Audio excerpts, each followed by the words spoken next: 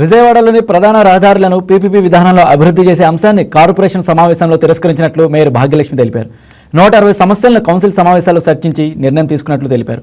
నగరపాలక సంస్థ పాఠశాలల్లో మౌలిక వసతులు కల్పించాలని వివిధ డివిజన్ల కార్పొరేటర్లు కౌన్సిల్ దృష్టికి తీసుకొచ్చారు. 165 అంశాలు అన్నవి కౌన్సిల్ వారు ముందుకు రావడం జరిగింది. అందులో అధికారులు పెట్టిన అంశాలు కొన్ని, అలాగే గౌరవ కార్పొరేటర్లు పెట్టిన అంశాలు కొన్ని రావడం జరిగినాయి. ఏదైతే విజయవాడ నగరం అభివృద్ధి కోసం అటు అధికారులైనా ఇటు కార్పొరేటర్లైనా అంశాలు పొందుపరిచి వాటి మీద సుదీర్ఘంగా చర్చలు జరపడం అన్నది జరిగింది.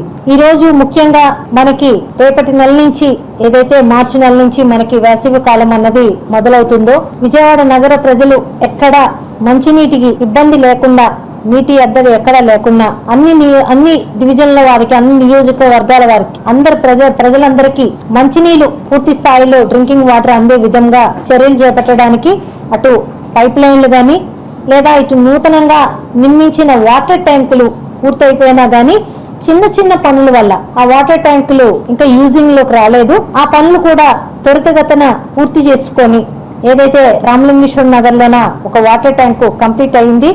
ఆ వాటర్ ట్యాంక్ కి 90% పని పూర్తి అయిపోయి 10% పని మాత్రమే ఇంకా మనకు పెండింగ్ లో ఉంది.